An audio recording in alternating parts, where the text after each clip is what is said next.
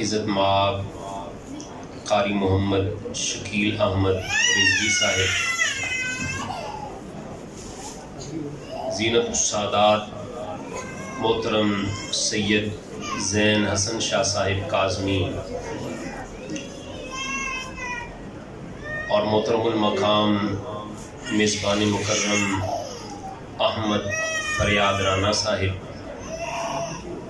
جن کی صاحبزادی نے اپنے سینے کو قرآن مجید کے نور سے منور فرمایا ہے، اور انہی کے اعزاز میں آج اس تقریب سعید کا انعقاد کیا گیا۔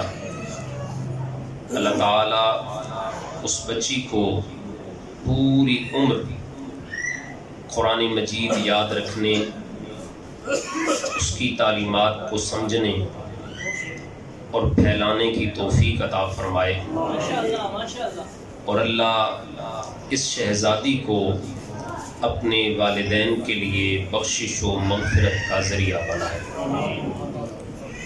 آپ تمام حضرات بڑے حوصلے کے ساتھ، بڑی ہمت کے ساتھ اور بڑی ہی جانفشانی کے ساتھ بڑی دیر سے تشریف فرما ہیں۔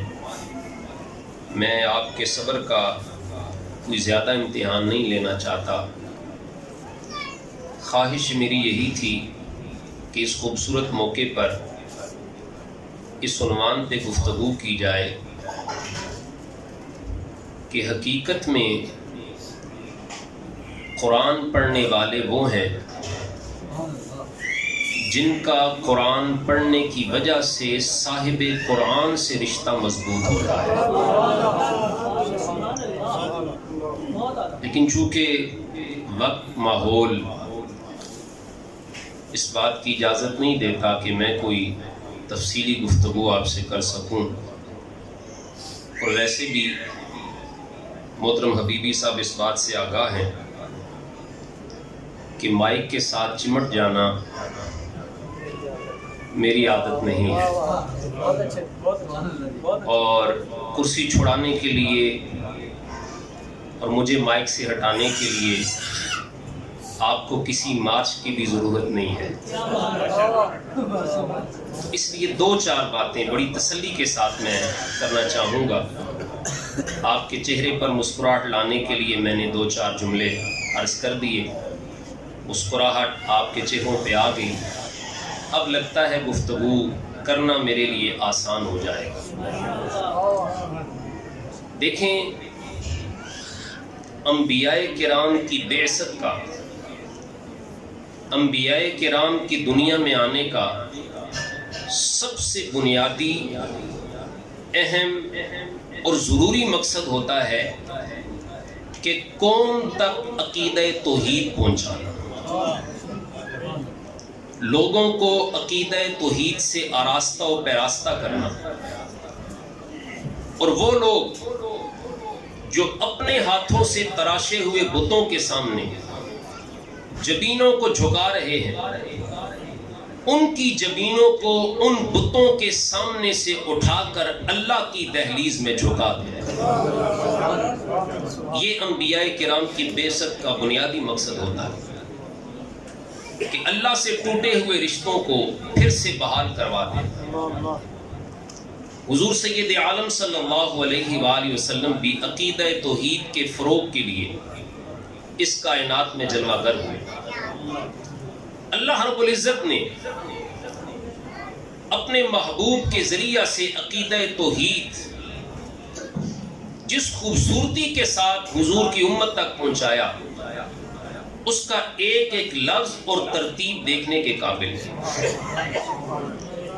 قرآن مجید کی ایک پوری سورت ہے جس کا نام ہے سورہ توحید، ایک غیر معروف نام ہے اس کا سورہ توحید، اور معروف نام ہے اس کا سورہ اخلاص۔ اخلاص نکلا ہے خالص سے، یعنی یہ وہ سورت ہے جس میں خالصتاً اللہ کی توحید کا بیان ہوا ہے۔ توحید کیا ہے؟ هو اللہ احد، وہ اللہ ایک ہے، یہ توحید ہے۔ لیکن حیرت کی بات یہ ہے کہ اللہ نے عقیدہ توحید کا بیان هو اللہ احد سے نہیں فرمایا، بلکہ فرمایا قل هو اللہ احد۔ اے محبوب تو کہہ دے اللہ ایک ہے، جو تجھ سے سن کر مانے گا اور تیرے قدموں سے وابستہ ہو کے مانے گا، میں اس کے سینے کو عقیدہ توحید عطا فرماؤں گا۔ عقیدہ توحید ہر کسی کو نہیں ملتا، عقیدہ توحید اسے ملتا ہے جو دامن مصطفیٰ سے وابستہ ہوتا ہے، سرکار کے قدموں سے لپٹتا ہے، سرکار دو عالم کے قدموں سے وابستہ ہوتا ہے، اسے عقیدہ توحید نصیب ہوتا ہے۔ اب ایمان سے بتائیے، کیا میرا رب علی کل شیء قدیر نہیں؟ ہر چیز پہ قادر ہے، ہر چیز پہ قادر ہے۔ اب اللہ براہ راست بھی کہہ سکتا تھا هو اللہ احد، اللہ ایک ہے، لیکن نہیں، وہ قادر ہے، قادر ہو کر براہ راست مخلوق سے خطاب نہیں کرتا، بلکہ کہتا ہے قل، میرے محبوب میری توحید کو تو لوگوں کے سامنے بیان فرما۔ قل، محبوب تو کہہ، هو اللہ احد، وہ اللہ ہے۔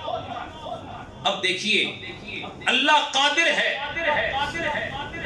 آپ اور میں مجبور ہیں۔ اللہ خالق ہے، میں اور آپ اس کی مخلوق ہے۔ اللہ نے توحید کے اعلان سے پہلے محبوب سے یہ فرما کہ قل، محبوب میری توحید کا تو اعلان کر دے۔ اللہ نے مخلوق کو یہ بتایا کہ میں قادر اور خالق ہو کر مصطفیٰ کے وسیلے کے بغیر تم سے بات نہیں کرتا، تم مجبور اور مخلوق ہو کر مصطفیٰ کے دامن کو چھوڑ کر مجھ تک کیسے پہنچ سکتے ہو؟ تم مصطفیٰ کے وسیلے کو چھوڑ کر مجھ سے کیسے کلام کر سکتے ہو؟ تو اللہ کو بات پہنچانی ہو تو مصطفیٰ کے وسیلے سے پہنچاتا ہے، مخلوق کو بات منانی ہو تو مصطفیٰ کے وسیلے سے مناتا ہے۔ سرکار کے دامن کو چھوڑ کر کوئی بھی عقیدہ توحید کو نہیں پا سکتا۔ اللہ اکبر۔ اب یہاں پر اس تمہید کے بعد میں حاصل کلام ایک دو باتیں عرض کر دوں۔ دیکھیں، ہر بندے کا ایک اپنا نظریہ اور اپنا عقیدہ ہے۔ بعض لوگوں کا یہ نظریہ ہے، یہ سوچ ہے کہ اگر ہم حضور کی شانیں بیان کریں گے، سرکار کی عظمتیں بیان کریں گے، حضور کی بلندیوں کا ذکر کریں گے تو شاید ہمارا عقیدہ توحید کمزور ہو جائے۔ بعض لوگوں کا یہ نظریہ ہے۔ آپ ماحول کو سمجھتے ہیں، بات کھل کر بیان کرنے کی ضرورت نہیں ہے۔ بعض لوگ یہ سمجھتے ہیں کہ حضور کی شانیں بیان کرنے سے ہماری توحید کی جڑیں کھوکھلی ہو جائیں گی، ہمارا عقیدہ توحید کمزور ہو جائے گا، کہیں حضور کی شانیں بیان کرتے کرتے ہم شرک کی حدود میں قدم نہ رکھ لیں۔ بعض لوگوں کا یہ نظریہ ہے۔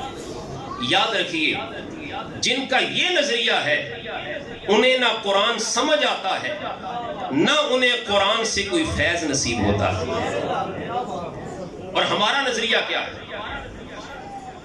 جن کے ہاتھ میں مہر و رضا کا دامن ہے، ان کا عقیدہ کیا ہے؟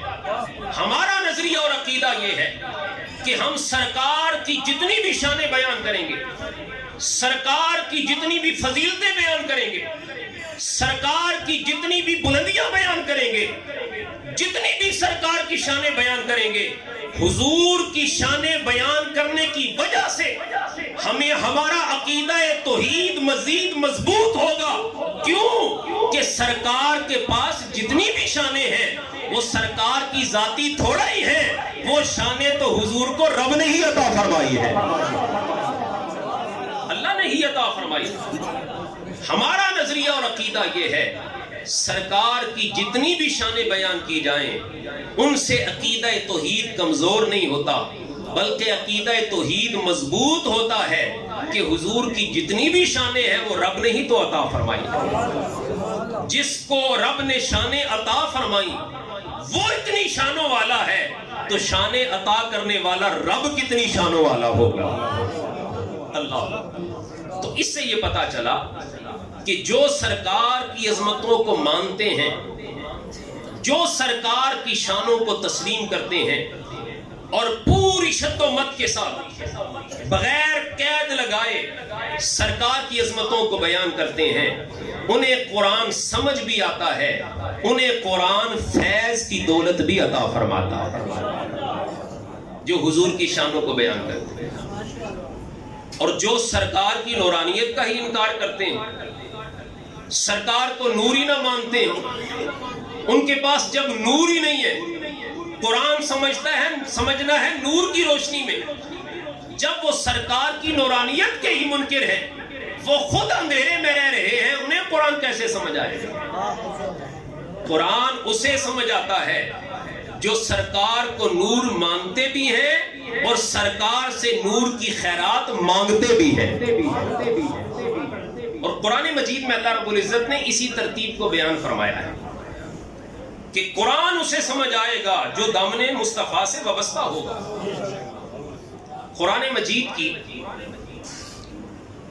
ایک سورت ہے سورہ مائدہ 6 سپارے میں، اس سورت کی آیت نمبر 15 کا آخری حصہ اللہ تعالیٰ ارشاد فرماتا ہے، تلاوت کافی دیر سے آپ نے سنی ہے، نعتیں سنی ہے، میں حضور کی شان قرآن مجید کی روشنی میں آپ کے سامنے عرض کرتا ہوں۔ اللہ تعالیٰ ارشاد فرماتا ہے قرآن مجید میں، قد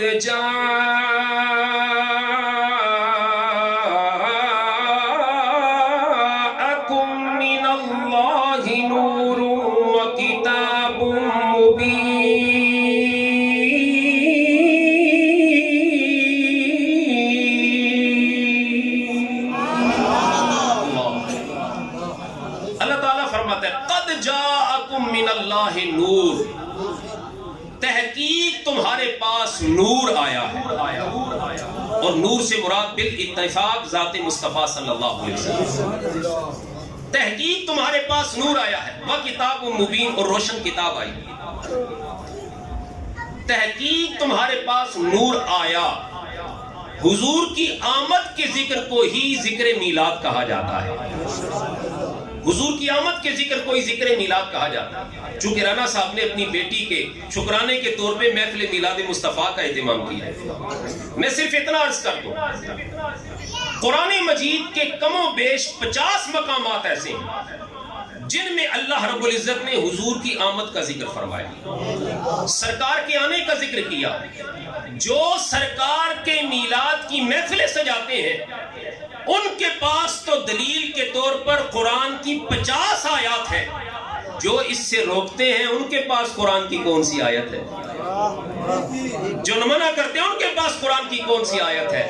پتہ چلا احمد رضا کے ماننے والوں کا وہی عقیدہ ہے جو عقیدہ رب نے قرآن میں عطا فرمایا ہے، جو قرآن میں رب نے عطا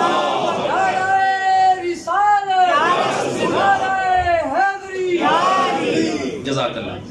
اب دیکھیے، قد جاءکم من اللہ نور، تحقیق تمہارے پاس نور آیا، وکتاب مبین، اور روشن کتاب آئی، اور نور سے مراد ہمارے آقا صلی اللہ علیہ وسلم۔ اچھا یوں بھی ہو سکتا تھا اللہ پہلے کتاب کا ذکر کرتا پھر نور کا ذکر کرتا، نہیں، رب نے پہلے نور کا ذکر فرمایا پھر کتاب کا ذکر کیا، کیوں؟ تاکہ دنیا کو پتا چل جائے جو سرکار کو نور مانے گا، جو مصطفیٰ سے نور کی خیرات مانگے گا، میرے مصطفیٰ جسے نور کی خیرات عطا فرمائیں گے، تب جا کر اسے قرآن سمجھ آئے گا۔ قرآن ہر کسی کو سمجھ نہیں آتا، اسے سمجھ آتا ہے جو مصطفیٰ کو نور مانتا بھی ہے، مصطفیٰ سے نور کی خیرات مانگتا بھی ہے۔ اور میرے امام سیدی اعلیٰ حضرت کشتہ عشق مصطفیٰ امام احمد رضا نے سرکار کی بارگاہ میں کیا عرض کیا؟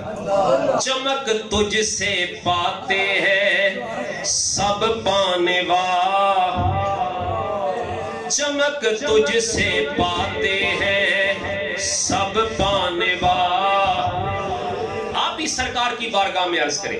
دیکھیں ہمارا عقیدہ ہے, ہمارا ہر عمل سرکار کی بارگاہ میں پیش ہوتا ہے.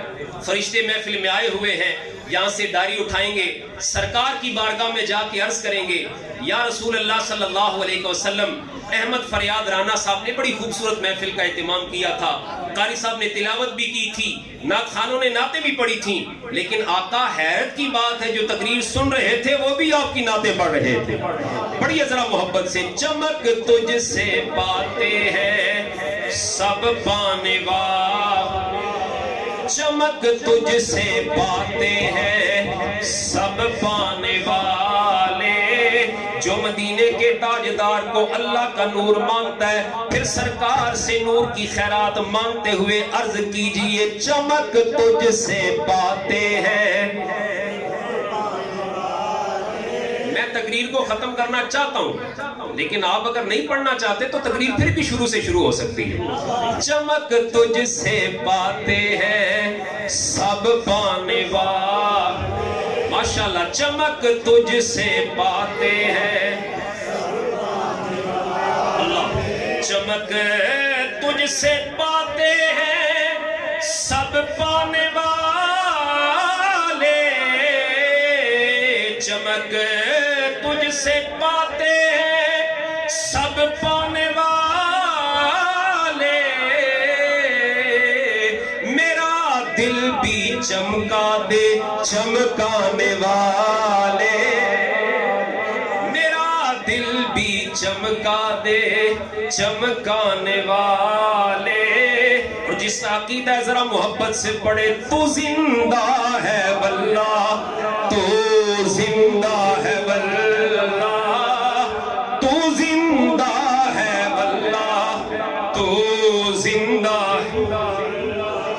میرے امام نے 2 قسمیں اٹھا کے کہا, 2 قسمیں. وقت کا امام ہے اور محدث ہے اور وقت کے فقیہ ہیں, اور جنہیں اپنے اور غیر سب مانتے ہیں, جن کی علمی قابلیت کی چوٹی کا شخص آپ کو پورے ہندوستان میں نظر نہیں آئے گا.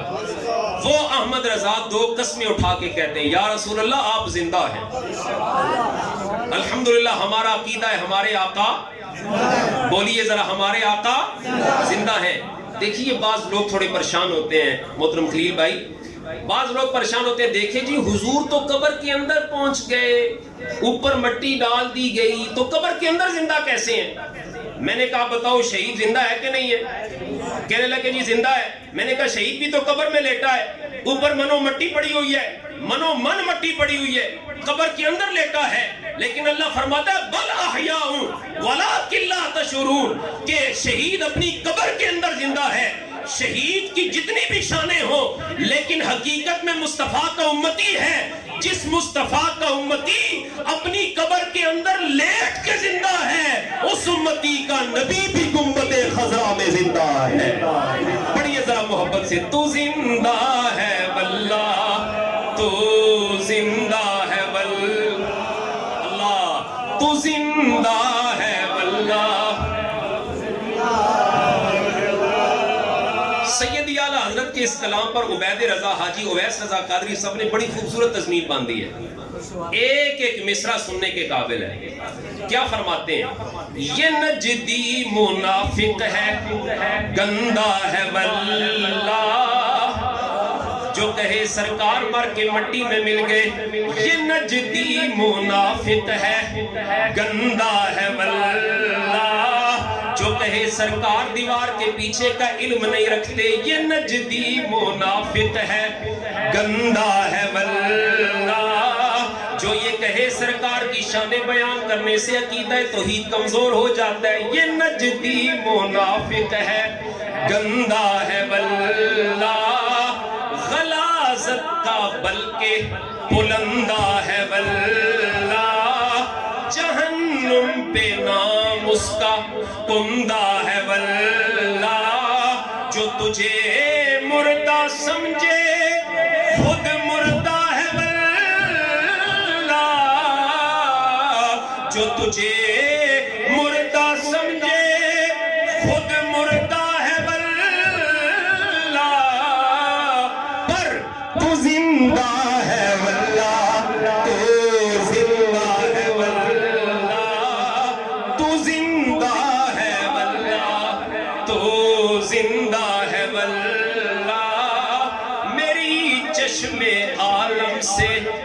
چھپ جانے والے. اللہ نے پہلے نور کا ذکر فرمایا پھر کتاب کا ذکر فرمایا. جو سرکار کو نور مانے گا سرکار سے نور کی خیرات مانگے گا, جسے سرکار نور کی خیرات عطا فرمائیں گے اسے جا کر قرآن سمجھ آئے گا. اب آخری بات جو بڑی اہم بات میں سمجھتا ہوں آج کی اس محفل کا خلاصہ اور مدعا ہوگا.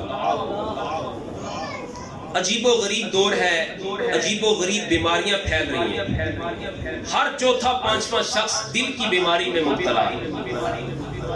حضرت ابراہیم خواص رحمت اللہ تعالی علیہ کے اس قول کو حضرت داتا علی حجویری کے شیخ حضرت امام ابو القاسم القشیری نے رسالہ قشیریہ کے اندر رقم فرمایا. امام ابو القاسم نقل فرماتے ہیں, حضرت ابراہیم بن خواص رحمت اللہ تعالی علیہ فرماتے ہیں 5 چیزیں دل کی بیماری کو دور کر دیتی ہیں. یہ 5 چیزوں پہ عمل کریں. آج محترم احمد فریاد رانا صاحب کی طرف سے یہ میں آپ کو میسج دے رہا ہوں, یہ آپ کے لیے بلکہ گفٹ ہے, تحفہ ہے. ان 5 چیزوں پہ عمل کریں, کبھی دل کی بیماری نہیں ہوگی. اور 5 چیزیں کون سی ہیں, تھوڑی سی کم کر دیں بات سمجھ آ جائے. 5 چیزیں کون سی ہیں؟ پہلی چیز حضرت ابراہیم خواص فرماتے ہیں قرآن کو سمجھ بوجھ کر پڑھنا.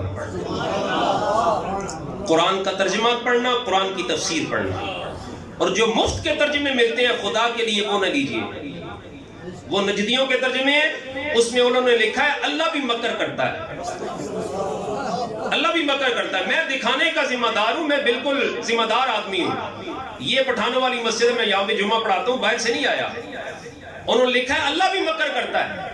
انہوں نے لکھا ہے نبی پاک پہلے گمراہ تھے. تو نجدیوں کا ترجمہ نہیں پڑھنا, ترجمہ پڑھنا ہے تو امام احمد رضا کا پڑھنا ہے. اس کا نام ہے ترجمہ کنز الایمان. کنز کہتے ہیں خزانے کو, ایمان کہتے ہیں ایمان کو. ایمان کا خزانہ ترجمہ وہ پڑھنا ہے جس سے ایمان بھی محفوظ رہے. تو دل کی بیماری کا پہلا علاج قرآن کو سمجھ کے پڑھنا. دوسرا علاج حضرت ابراہیم خواص فرماتے ہیں بھوکا رہنا. ضروری نہیں کہ آپ کسی شادی میں گئے ہیں تو اگلے 2 ٹائم کا کھانا بھی سیو فرما لیں. بھوکا رہنا, بھوکا رہنے سے بھی دل کی بیماری ختم ہوتی ہے. پہلے جب ہم 2 وقت کا کھانا کھایا کرتے تھے ہمارے آباء و اجداد, اس وقت دل کی بیماری نہیں ہوتی تھی. اب ہم 6 ٹائم کا کھانا کھاتے ہیں, تو کھانا جب بڑھ گیا تو دل کی بیماری بھی بڑھ گئی. تو حضرت ابراہیم خواص فرماتے ہیں دل کی بیماری کا دوسرا علاج یہ ہے کہ بھوکا رہیں. تیسرا علاج قیام اللیل. جب بچے سو جائیں, گھر والے سو جائیں, آپ لیٹ کے درود پڑھتے رہیں. جب سارے سو جائیں پھر اٹھ کے تازہ وضو کریں, پھر مصلی پہ کھڑے ہو کے اللہ کے حضور نماز شروع کر دیں. حضرت ابراہیم خواص فرماتے ہیں قیام اللیل, رات کو کھڑے ہو کر نماز پڑھنے والا کبھی بھی دل کی بیماری میں مبتلا نہیں. اور چوتھی چیز حضرت ابراہیم خواص فرماتے ہیں سحری کے وقت اپنے گناہوں کو یاد کر کے اللہ کے حضور رونا. اپنے گناہوں کو یاد کر کے رونا. جو سحری کے وقت روتا ہے کبھی دل کی بیماری میں مبتلا نہیں ہوتا. اور 5ویں چیز حضرت ابراہیم خواص رحمت اللہ تعالی علیہ فرماتے ہیں نیک لوگوں کی صحبت اختیار کرنا. اللہ والوں کے پاس بیٹھنا, مہر علی شاہ کے دربار پہ حاضری دینا, امام محمد رضا کے قدموں کو چومنا, حضرت بابا بری سرکار کی بارگاہ میں حاضری دینا. نیک لوگوں کی صحبت اختیار کرنے سے بھی دل کی بیماری ختم ہو جاتی ہے. تو یہ 5 چیزیں ہیں جو دل کی بیماری کو ختم کرنے کے لیے ہیں. اللہ تعالی حضور علیہ الصلوۃ والسلام کا صدقہ اس محفل کو با مقصد بنائے.